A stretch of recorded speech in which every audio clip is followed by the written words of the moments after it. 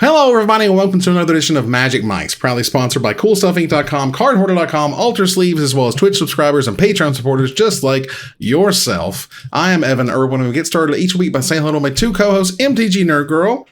Hey guys, welcome back.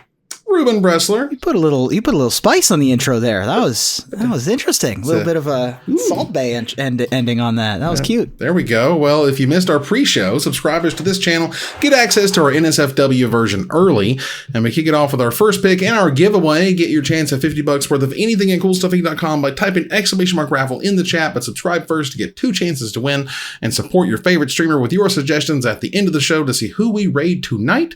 That is thanks to our sponsor, CoolStuffInc.com, where you can find cool stuff in stock every day. So cool, so much stuff that we ran a Command Fest last weekend. That was the whole reason there was no live show, and the reason there was no top 10 this week either is because I was very tired. Well, yeah, Nerd Girl has bad, airport troubles and stuff. I'm not gonna lie, you were like, "There's no top 10 tonight," and I was just like, "Oh, I forgot we might be doing that." So, well, it was just like out. I was very, very tired. And so we will pick that back up next week, no problem. But the idea that we were able to invite hundreds and hundreds of Magic players to hang out at the Hyatt Regency in Orlando, which is a hell of a hotel, to have an event that's in the same hotel, which is awesome. You can just I love that. Run up to your room. I love not having to go outside. Run right back down all day. People could leave their decks upstairs, go home and get them, do whatever. That was awesome. We only had one guest. Unfortunately, Jason Engel wasn't able to make it as one of the artists, but we were able to have Tyler Walpole's first show or second show, something like that. And I knew Andrew Marr's first ever show. He did the Goldspan Dragon as well as other stuff. And, the ability to fly back down to Orlando, where I just moved away from, to hang out with some awesome people, including MTG Nerd Girl, which was fun too. How was your event? My event was great. If I wasn't in Seattle right now, I would totally show you guys my fancy giant Tasha card. Why do I always say Tasha? I can't. That's my commander. It's not even the right colors. Yeah. I got the jumbo card. I had to sell my soul and borrow tickets from friends to then work all weekend grinding events to then pay them back. But we got there and it was great. That was really, really fun. I had a blast playing Commander at Command Fest, which I've never really gotten to do before. Usually I just grind limited, but we actually sat down and I played in a sealed event, and then my last round opponent was like, "Hey, you want to go jump in a pod?" And I was like, "Great!" And we just got to play a bunch of Magic. It was fun. Amazing. I love that. Nice. What's your go-to Commander style? What do you like to do with Commander? So I don't know. I'm not a Commander expert. I have only played a very few handfuls of games. I've borrowed 1 or 2 decks, and I have one deck that I've been borrowing for a very long time, which is Tasha. Yes. Which is the Tasha that can exile 3 white spirits or 3 white creatures to exile a card. Sure. And I am in the process of recreating that deck now. So that's Great. The only thing I have going on. Now, I think Tasha can be your commander. So with your giant oversized Tasha, I'm just saying you could just use that as your new commander. Could. That's true. I don't know. I probably couldn't carry that around to various places. I'd have to play in my house, which... Sure. I find it hard to get into Commander, mostly because I don't have friends. Those are hard to come by, so I've just never gotten into it. And when I go to a local store or something, I am there to compete. I've always found the competitive side of grinding limited and getting value very, very wonderful. It brings joy to my small soul. But yeah, I'm excited to get more into it. There you go. I also noticed, sorry, I have to talk about this because I saw the post and I was like, wait a second, that's not the Tasha I fell in love with. That Tasha's scary. Yeah, that one's way scary. Tasha, which I didn't like as much. It didn't make, it scared me. I was expecting the woman I fell in love with. And instead, it was like when Bilbo's face turns all creepy and gross when he goes for the ring. You know what I'm talking about? Just for a split second. For a half second. That's what I saw. Wow. Well, it was a fantastic event. Ultimately, before we move on here, I think a lot of people had a really great time. From what I can tell, the staff seemed to enjoy themselves quite a bit, and everything was successful there. The vendors had a good time. The artists seemed to be very happy. I absolutely loved it. I got to take out 2 groups of awesome VIPs, all the cosplayers and the artists and all the other special guests in 2 separate nights. So that was also awesome, which is sweet. The wonderful Andrew Marr actually gave me this wonderful little print, and he also gave me an artist proof with a little sketch there on it, which was nice too. I love that. Yeah, thanks for everything, Andrew and Danny. Those guys were super awesome. I had an absolutely lovely time being the host to host the Thursday night VIP event, which was like the first weirdest, coolest thing of its kind, which is great. A lot of people seem to really enjoy that. This was also, Evan, probably the first time first of all, how many people were there about? Like 1,000? 2,000? 500? Sort of per day? A little over 600 per day, something like that. Okay. That's a lot of people that's got to be the most people that have been in a room with you in 3 years. Oh, yeah.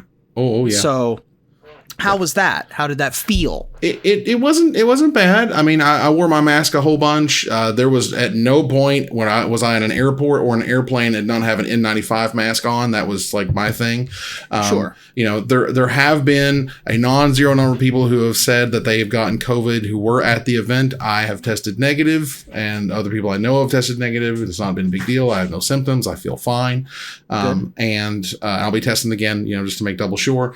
But overall, I mean, I think a lot of people were wearing masks, and those who weren't like in each other's faces. I was more worried about. I mean, you were agoraphobic even before this, though. A bit, yeah, and the ability to get out there, to get to look at your little health app, and like steps per day, because you're walking around everywhere, which is cool.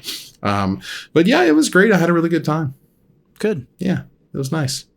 So that was super duper fun, and maybe we can do another one day. We'll see.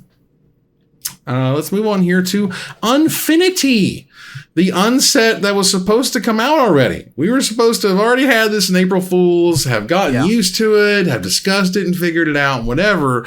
Well, now we know why, which is a great story anyway. So keep going. Pretty incredible. Now, it's going to be released on October 7th, which is the same day as the Warhammer decks. And again, I implore you to get the premium versions if you want them as soon as possible. But this has now become its own thing because there's sticker sheets. And like we knew there was something to do with stickers, but now there's sticker sheets. And the sticker sheet here, the best one I can pull up here is you'll see Urza's, Dark, and Cannonball. Those are all 3 separate names. There's 3 pieces of artwork that you could use to replace the artwork. Over here on the left-hand side of the box, you see little ticket cost, and you get tickets with various cards that we'll talk about in a second. You pay those, you cash those tickets in to peel off that sticker and to put it onto creatures you control. This includes replacing the power and toughness from sometimes to small, making them a 1/5, or sometimes the big, making them a 7/4. These stickers, man, they changed the artwork officially. They changed the names officially. So a pithy needle, that's, on Jace the Mind Sculptor. If it's, Jace, the Mind Cannonball, suddenly it's not working anymore. Wizards has assured that they have not pushed tickets and stickers to the point where you would expect to see them in Eternal formats. But damn, we got stickers. And the most important thing here is that they are of a Post-it type glue, which means they're not going to damage the card. You can stick them and unstick them. You can stick them to this card and stick them away. The silliest part is that now officially, if you want to play with them in the constructed format, you have to have a sticker deck of 10 cards, and you choose 3 of them randomly, and those are the ones that you choose. You don't have to use the stickers at all or peel them off. You can use little slips of paper, but overall, that's our gimmick, ladies and gentlemen. Stickers. I like stickers. I've always been a sticker collector, and I never stick them because I'm a weirdo. But no, I've never stuck a sticker in my life. I have commitment issues. I've got old stickers in my parents' basement, I'm sure, from 20 years ago. So the company that was making the adhesive for these stickers that was going to not damage the cards and whatever. Originally, the company that was going to do that went out of business right before production was about to begin on Unfinity, which is why we didn't get it in April. So they had to find a new company to do this technology so that now we get it in October. So that's why we didn't get it in April, I believe is the official story, at least. I am very torn on stickers.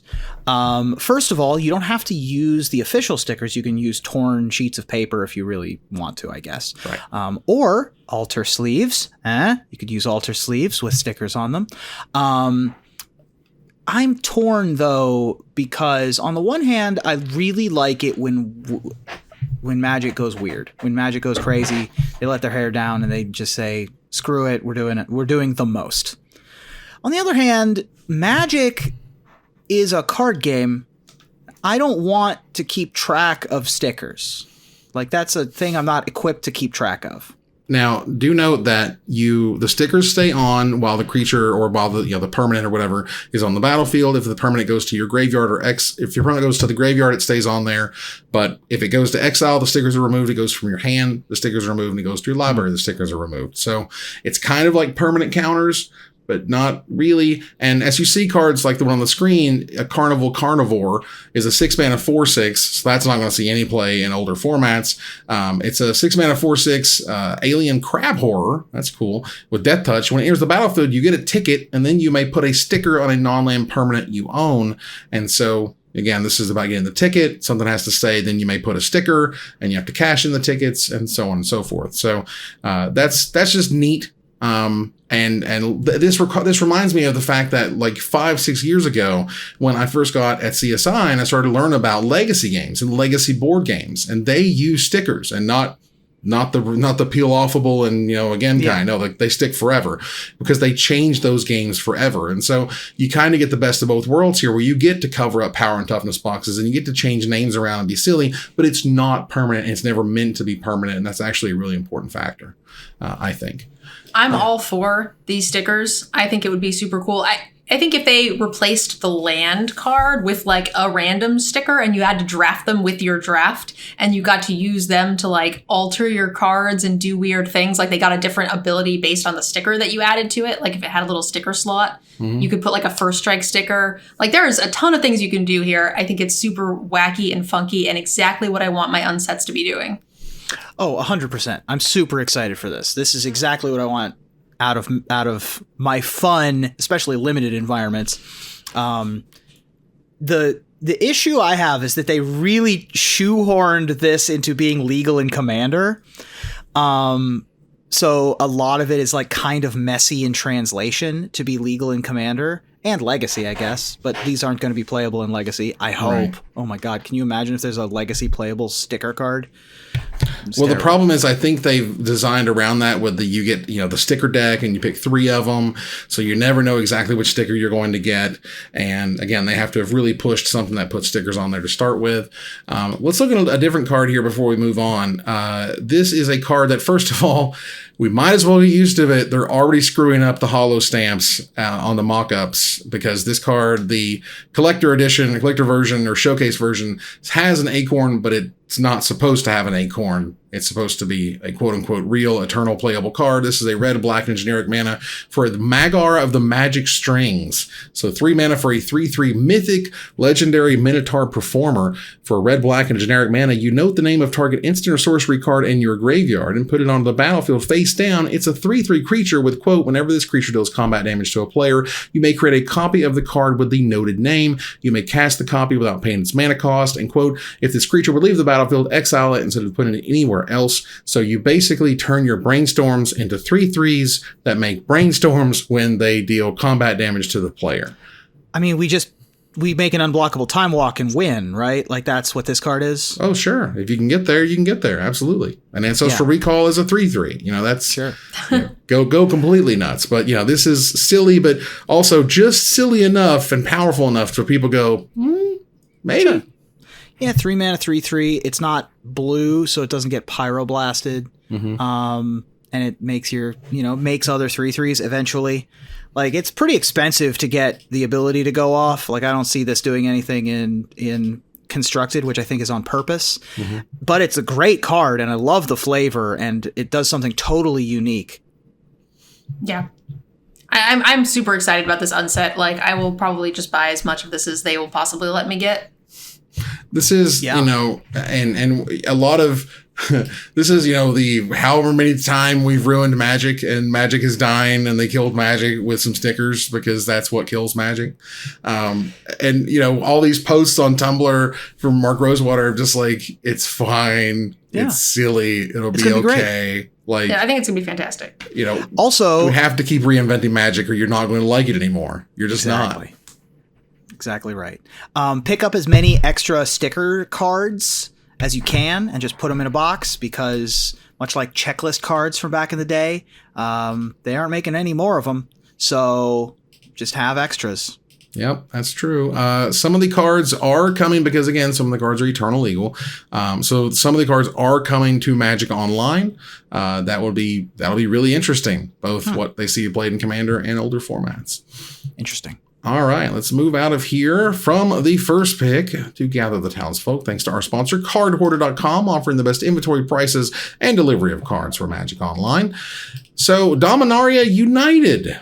We knew something was happening. Something was going on. Something was weird. Because for weeks, the rumbles, we were getting allocations that were way higher than we'd gotten previously. Something was happening. What was Wizards going to do? Well, Wizards decided to unveil Lost Legends, where the story goes that they found a palette of legends in a warehouse. Now, whether they found it and whether it was, something that was literally in their warehouse because they wanted to do a promotion that would sell collector boosters, whatever, but they opened these cards. They have shown video of them opening these cards, like Wizards employees with the gloves on, is incredible. And 3% of collector boosters, this is essentially, I think, was estimated like 1 per case. That's 1 per 6 boxes.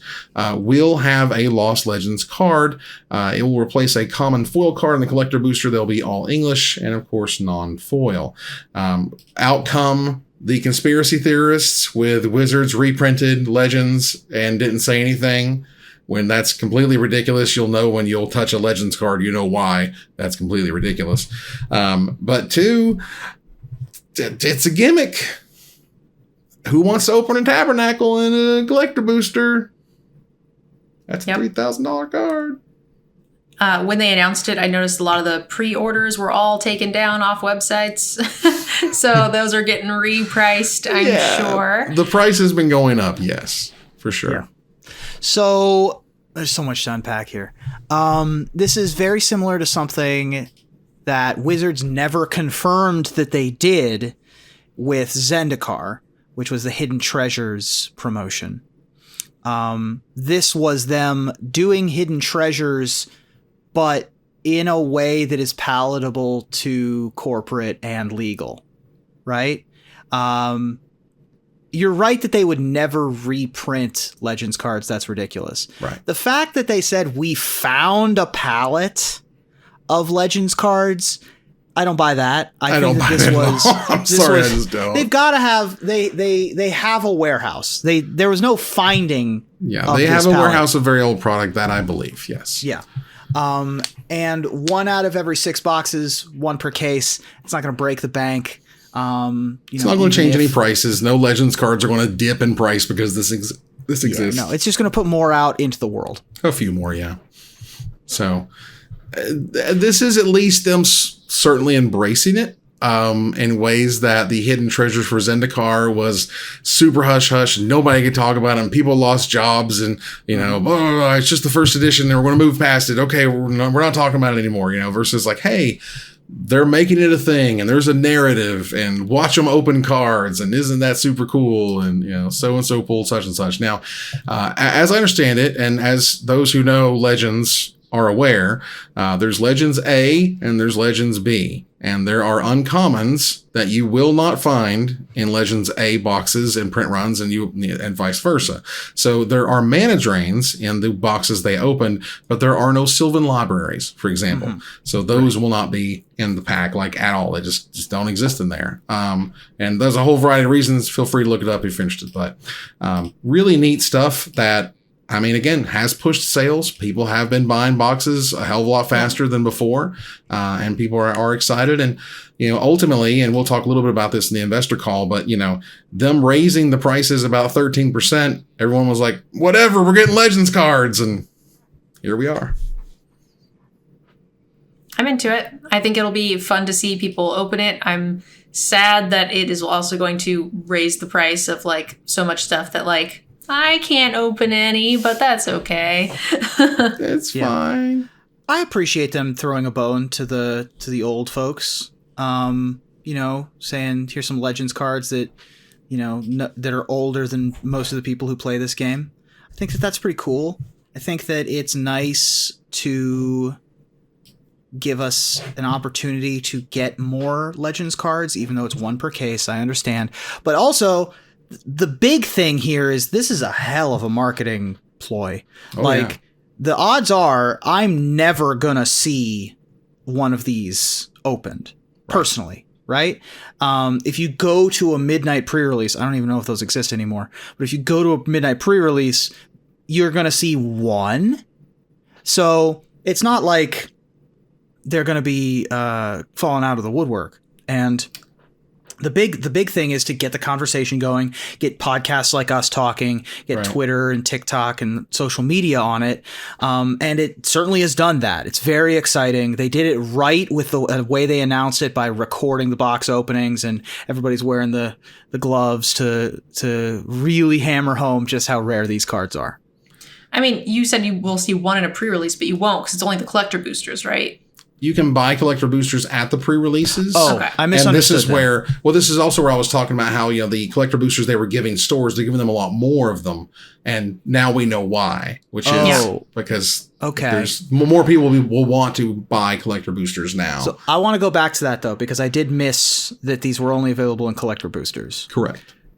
What is the allocation look like of collector boosters versus regular boosters? I mean, it's lower because the product is more expensive. So, stores literally just can't buy that much of it. But Wizards is allocating more of those boxes if you want them because they know the demand will be higher. And so, it's not like this weird, all of a sudden everybody wanted, Double Masters 2022 and poof, it's gone. This is they prepared for it. They say, here's more than you were expecting as your allocation. And you're like, why? Now we know why. And so high five. With all of that, Dominaria United did have a few previews. We have the buy a box promo, which is awesome. Whether you pick up set draft, jumpstart, or collector booster displays, Llanowar Loam Speaker, we're going, Llanowar, hey, a green and a generic mana for a 1/3 rare elf druid that taps to add 1 mana of any color, and tap target land you control becomes a 3/3 elemental creature with haste until end of turn. It's still a land, activate only as a sorcery. So 2 mana elves that make your lands into 3/3s. Yeah. And peep that flavor text, too. Calling back to the original flavor text from Llanowar Elves. Oh, yeah. Which I really appreciate as well. Yeah. Twigs broken underfoot and Llanowar tend to return the favor because it's 1 bone broken for every twig snapped underfoot. Like that. That's right. 1 bone broken for every twig snapped underfoot. Yep. And we also have a mythic Shivan Devastator, a red and X. This is the type of this is one of those designs where you're it feels like it should kind of already exist and it makes all the sense in the world, but doesn't feel overpowered. For red and X, it is a mythic dragon Hydra. It's a 0/0 with flying and haste, and enters the battle with X +1/+1 counters on it. Just as much mana as you can pump in is as fast as it'll go. That card is strong. Is it as good as I think it is? It seems insane, but it's also an X spell, and X spells are always look insane and then play at exactly the level you want them to play at. So as a 5 mana 4/4 or a 3 mana 2/2, seems fine. Seems great. I love that this card exists. Yeah, this is just a first pick, slam, isn't it, Nerd Girl? Yeah. Well, I mean, most of these cards are. It's hard for a dragon or a hydra not to be first pickable in a draft or limited in general. Yeah. Like, even the most mediocre of dragons are going to win games. Yeah. Even if this was a 1/1, let me take that back. Even if this was just a 2/2 for 3 mana with flying and haste, probably would be my first pick in most packs. The fact that it can be a 1/1, the fact that it can be a 10/10 is insane. I mean, you go 3 mana, 2/2, flying haste, 4 mana, 3/3 flying haste. Like, if you just go up the chain and that's like your sequence, I'm okay with that, I think. And from the punchline, if you thought Texas Cryptic Command was funny, Omnath Locus of Creation is going to have a Texas promo for the store champs on October 15th through 22nd. Just, the card member does 3 different things based on the amount of land drops you currently have. Yeah. Lol. Very clever. Very funny. They're in on the joke. I appreciate them. I appreciate them for doing this one.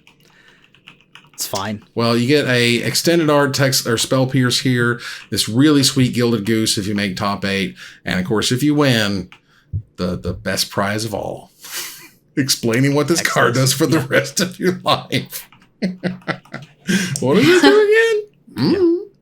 That Gilded Goose looks kind of crazy. That Gilded Goose. Yeah, I'm not a huge fan of this Gilded Goose, actually. I was like, I was a little turned. I don't know. It's not my favorite art. I appreciate that it exists, but I'm a fan of.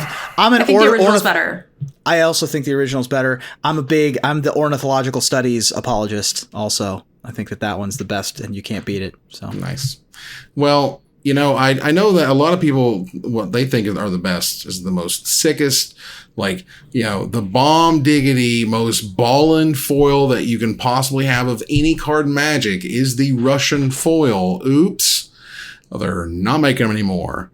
As of Dominaria United, there will be no more Russian, Korean, or traditional Chinese Magic cards. And that is the end of an era, honestly.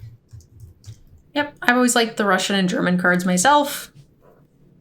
And German's still around. We'll still have the very long names and the very small text. Right, but we won't have Cyrillic, right? We won't have any what look like backwards C's or any of those kind of languages anymore, which is an end of an era. I mean, Russian foil was on par with Japanese foil in terms of prestige. For a long time. Fell out of favor a long time ago at this point. And certainly with the current political climate. And also, quite honestly, the lack of Russian speakers compared to the number of English, German, Spanish, Japanese speakers in the world doesn't really stack up as much. Russian is not as spoken or read as of a language, particularly among those cultures who are participating in Magic the Gathering tournaments. So not to say that they don't exist. Obviously they do. It just is significantly less. And no, Arena is still going to support Korean and Russian. I think one of the explanations I saw that made sense was that, getting those languages correct on printed cards is difficult. Now, doing it digitally, if you mess up, you just go in there and fix it and change it. But how many times have we seen things work weirdly in different languages because they didn't get the exact right translation? Well, they can still have that, but instead of printing an entire run of an entire language, they just do something else. Also, just know that Magic is just Wizards is printing the living daylight out of Magic cards right now. They're running nonstop. The printers run 24 hours a day. And if they can cut out 2 languages that may not sell as well, and they can make way more stuff that does sell well, that they do care about, that they want to push out the door, I'm okay with that too, right? Streamline. Let's go. Speaking of streamlining and making a whole bunch of money, Hasbro did have their Q2 2022 investor call that noted that Wizards generated $419.8 million of revenue, resulting in $22.5 million of profit. Wizards Tabletop revenue grew by 15%, led, of course, by Magic. Quarter 2 was Wizards' quote, biggest quarter ever. According to CEO Chris Cox, Magic saw 11% revenue gains in the quarter, and Magic's revenue is up 10% year to date. He said that every major set has crossed $100 million in sales. They're crushing it. This is just a broken record at this point. Every set is a 10% increase. Mm-hmm. Right? Yep. Every year, every quarter is year over year better than the previous quarter. Every quarter is year over year better than the previous quarter from like scaling. Like it's a straight line up. It's not just that it's 11% this year. It's that it's been going at this rate, which means it's exponential. Oh yeah. In terms of overall number. It's huge. Which is insane. Like usually you expect it to level off, especially a game like Magic that was already pulling in 30 million players playing Magic. You would have thought that it would have been very difficult to go up 5, 10, 15% consistently from that starting point already. That's crazy. Yeah, no, they have been making oodles and oodles of money. And it blows my mind every time we hear these numbers because it's just getting to be more and more. And it's impressive. Like, didn't we just this quarter officially hit the textbook definition of a recession? But it's like oodles of money into Magic. And also, Magic is getting more and more expensive to play. We talked about this the other day where I went to a card store and the F&M was Legacy and their draft was a $250 double masters draft that included dinner. So it's like, oh my God, a kid could not go into the store and play. Like included that was just dinner, lol. And that was like the only thing that they had available. Like you could go play EDH in the corner, sure, but there was no that. I mean, there was no fancy thing, no actual like organized play to be had at the store unless you had top dollar. And to raise prices, like y'all. 53% profit. Do you know how ridiculous that is? Like most businesses hope to God for like anywhere from like 5 to 8% profit or whatever. Like 53% profit is just gross. Like it pays for so many sins of Hasbro, so many bad decisions, so many bad like video game things they throw money at, and then entertainment studios they throw money at. Like, oh my Lord God, that is a ridiculous. Those are like, pharmaceutical numbers is when you get those types of numbers. It's or wild. Popcorn or soft drinks. Like the margins are insane. Yeah, like ice cream. Like you just go nuts. And of course, traditionally, this is the point in our discussion of the sales call where we go, and they still can't do X and Y and Z, right? They can't put $10 into making a usable whatever. That's not how you make 10% every quarter. Spending money is not how you make 10% every quarter. So I know. I just bought 2 anthologies, not even one anymore. Now double the anthologies, and 10 of the cards were common artifact lands. Grumble. And Wizards makes all the money, and we just get to hang out and watch it happen. And when you increase your prices by 13%, that's how you're able to continue to beat those estimates, is if you have the exact same sales, or even if your sales go down a little bit, you bumped it by 13%, there's a lot of margin in there. And we're seeing some of what sort of is going on with Netflix as well, right? They keep raising prices. They talk about losing subscribers, but if you raise your subscriber price and you lose some subscribers, you're still making all the extra cheddar in the middle. So technically Wizards sales could go down a little bit and they would still be making more money because of the way they're adjusting the prices. So it's a lot. And that's good for them in many ways. Could you fix Arena's sound, please? It would be nice if they, with these announcements, came up with some sort of announcement that, gave back a little bit to the community. That'd be cool. Like, if we hit 17 quarters of record-breaking profit in a row, can we, get some sort of, supplemental thing for the community in general? No. We can get a supplemental thing for the investors, and those are called, dividends. Could extra stock stoppers or bonus stickers. I really don't know, but if you're a shareholder, I can help you. If you're just buying the product, I can't help you. Them dividends sure are looking juicy now, ain't they? That said, Wizards did go on to release the Historic Anthology 6 and Explorer Anthology 1, now 2 anthologies. We now have Tarmogoyf in the client, which is dope. We now have Kalidas, Trader of Get, and Supreme Verdict in the client, which is dope. About 12 of the 12 cards I desperately wanted to see, we got about 4 of them. And so Mausoleum Wanderer is great. Elvish Mystic's great. But, we still don't have Nykthos. We still don't have Monastery Swift Spear. We still don't have Eidolon of the Great Revel. There's a whole variety of cool, interesting cards that we don't have. We don't have Treasure Cruise. You know what I mean? Mm-hmm. We don't have certain staples that would drive archetypes. Sure. But that's for future Explorer anthologies. They can't juice it all at the same time. Can't give us quite everything, but, Gave a lot this time around. I mean, the headliner, as far as I could tell, was Chalice of the Void. Which is a wild card to put online. Like it's kind of like multi-kicker. It is very strangely formatted. I mean, if you've ever played with Chalice of the Void in real life, you know how odd it is to have a Chalice of the Void in play. The gameplay just is weird, and the game becomes all about the Chalice of the Void at that point. It's an odd card to put online, particularly for Wizards doesn't really like printing those cards anymore. So why would you put it somewhere else? Right? Because cards that are prison stacks pieces, they don't really like making those. Right. First of all, I love prison stacks because, I'm degenerate like that. But I would note that it's hilarious to me that it feels like the number one thing that Chalice of the Void would stop is elves. And Allosaurus Shepherd makes Chalice of the Void pointless. Yeah. No, like actual pointless. I love incredible. that. I love that we have the interplay between two things. We have the trump card and the trump card and the trump card and the trump card. I think that's cool. That's a thing now that happens. Next, we need Gutshot. Gutshot would be nice. Now that you guys talked about what's in the packs, you mentioned that there was only 4 of the 12 that you thought you should see, meaning a lot of the cards in the packs are actually useless. You have 14 commons. You get 4x of all of these for 56 commons, which most of us can craft ourselves already without needing to open any packs. There's 6 uncommons because only one pack has uncommons for 24 cards total.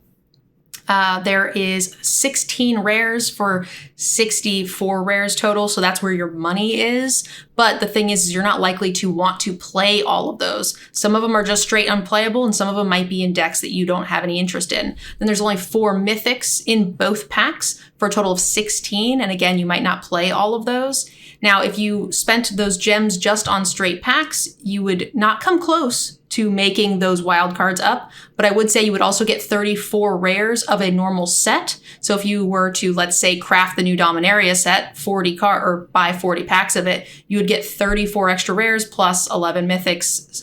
11 commons, 16 uncommons, 6 rares, 4 mythics. So if you're only going to play like 1 or 2 of the rares, 1 of the mythics, then you're about breaking even, and you get all of the mana base for the extra packs in Dominaria. Plus you get vault value, which is also relevant. So only buy these if you think you're going to play a lot of the cards. If you're only going to play a couple, it's probably better to just buy packs. Right. I mean, if you're whaling like I am, just go ahead and bite the bullet. I'm telling you, you'll want to use them at some point. Rally the Ancestors is bound to happen at some point. And Soul Artifact is a fun, cool deck that you can build right now, which I did, and it's super fun. But if you're not a whale, if you're not a whale, I'm not going to play. It's probably not going to be worth half as much as you are. Yeah. And I personally don't like to jump around and try out a bajillion decks. I find one deck I like and I kind of stick to it. Yeah. And should I want to craft a thing later, it's probably only going to be 1 or 2 of the rares I want, maybe 1 of the mythics. And most of the 1 pack is all commons. And I do love the fact that, for example, Tainted Remedy is there to make Celestial Life Gain suffer. Awesome. Because that deck is miserable and way overpowered, and that is the perfect card to stab it, in the heart. So, but awesome. They even still can just disenchant it. I mean, they can, but they got to be ready for it and so on. That's the interplay. But yeah, I mean, again, I would love to see Oath of Nissa and a variety of really cool cards I was looking forward to. Of course, and over the next several years, we'll get them. We'll get them. They'll dole them out just a little bit at a time because they are making freaking 50-something% profit, and that's completely crazy bananas. That said, there aren't any crazy bananas this week for Desperate Ravings, but you can check out our altar sleeves. Support the show by using the code MAGICMICS for 5% off anything in the store, including a set of exclusive sleeves featuring the Magic Mics crew at altersleeves.com/magicmics. We are going to let's actually move on here to some splash damage, because goodness, there was a D&D Honor Among Thieves trailer. Yeah. And it looks awesome. It looks good, right? They all look good, though. They all looked good. All of the D&D trailers look good at one point. Yeah, that's true. But our fingers... We'll see how it goes. It seems like the people who are making the movie are happy to be making the movie and understand the source material, which is all you can hope for. It's why The Witcher works, right? It's why we love the comic book movies, is because these people grew up reading these books and reading these comics. D&D is very similar. D&D, the people who grew up playing D&D are now making things. Stranger Things has put D&D back onto a map in a way that it hasn't in a decade, or at least since probably season 1 of Stranger Things, which was, I think, like 8 years ago at this point. Jesus Christ. Searches for Dungeons and Dragons went up by something like 600% when the season finale of Stranger Things came out. A blockbuster A-list D&D movie featuring the likes of Chris Pine, Hugh Grant, Renee Jean Page, Michelle Rodriguez, big names in Hollywood. It's not going to be a joke. But it it not being a joke, they still understand who they are. They're not taking themselves too seriously. They're calling back to things. If you watch the trailer, they're literally showing you a map of grid coming up to build a dungeon, right? Like, we know what we're doing when we're making a D&D movie. So it looks good. I'm happy that it looks good. And it looks like the people who make it and are making it also are happy with it. It doesn't seem like, it's not one of those press tours where they're like, yeah, sure, this movie exists. Like, it seems like they're actively excited to be talking about it. I got to see the commercial for it. I thought it looked good. I don't care. I liked the first one. Whatever. Yeah. I mean, you can like silly company can't be fun, but I want a movie that's like cool and respected and really does well for just the brand. You know what I mean? Like, just because I think D&D is cool and you want them to have cool movies. It's like at some point you're like, gee, could you make a good X-Men movie already? Like, you did it a couple times back in the day and then you just cannot figure out anymore. X2 was insane. Yeah. But that was 15 years ago or whatever. It's more like 20. But yeah. Right. Well, D&D has the possibility. I talked a little bit about this in the pre-show, but not everything has to be a cinematic universe, but D&D should be a cinematic universe. Sure. You can have this movie, have it exist, have the events that occur of whatever happens impact the next story, and then the next story could involve some of these characters, or it could not. It could just not involve any of these characters and exist somewhere else in the same world. And that's the way to do a cinematic universe. D&D is perfect for that kind of thing. So I look forward to more D&D movies in the future. They can carbon copy this kind of stuff and make it perfect. And making Chris Pine the Bard was like just stroke of genius. Very nice. But you want that like weird, dichotomy of he's the leading man and, what do? I make plans. When some changes, I make more plans. That's awesome. Very good dialogue. Yeah, I really like the chemistry that all the actors have together. It's really good. Mm-hmm. Very nice. Very nice. All right, let's turn the corner here to the finisher. Premier League club Manchester City has partnered with Cisco Systems on a new smart scarf embedded with a biosensor to, quote, get a better understanding of the emotion at the heart of the world's most beautiful game, unquote. I can't tell if this sounds like a utopian science fiction or dystopian political nightmare, but tell me, what metrics would you like to see implemented in MTG technology, Ruben? Have you ever wanted the ability to make your Magic events more exciting? How about to make sure that the top decks are always the most exciting? Well, wait no more. Ultra Pro, Steam, and Android present the latest in excitement technology, the Prey Mat. It takes into account players' heart rates, perspiration, and fidgeting to find the exact right moment to let players draw the right cards to make sure that your events are the most exciting Magic experience. Wow. Nerd Girl? That's a lot. All right, well, Blue Yeti microphones are the biggest name in podcasting mics. But what if they could predict if your podcast co-host would get excited? Introducing the new Yeti Nostradamus. Finally, a mic that will take into account your timbre volume and predict when Evan is going to go on to a rant and turn him down just a little bit. Just a smidge when I get all excited. When you start peaking. Yeah, so what you did there. Now, have you ever wanted to not only defeat your opponent, but collect that energy and use it for yourself? CoolStuffInc.com is proud to introduce Saline Sleeves. Wipe your opponent's tears away not only to dry their eyes, but also to collect and use those tears as a measurement of dominance with all of that salt with the new Saline Sleeves from CSI. That's right. Very nice. And that ends another live episode of Magic Mics. Thanks for joining us here to discuss all things Magic. Thank you, Nerd Girl. Thanks for having me, guys. Thank you, Ruben. Peace out. Have a good night, everybody. We're going to move on here to our final slide. I'm going to thank our sponsor, CoolStuffInc.com, our co-sponsors, CardHoarder.com, and Alter Sleeves, my co-host, MTG Nerd Girl, and Ruben Bressler. You guys for watching and listening. I hope you support us at patreon.com/magicmics. Please follow, like, tweet, favorite, share, subscribe to everything social that tells people we exist. Catch us online on our Discord, twitch.tv at Magic Mics, on Twitter at Magic Mics Cast, our Magic Mics subreddit, and like the Magic Mics page on Facebook. Or join us here next week, same time, same place, for another episode of Magic Mics. Good night, everybody.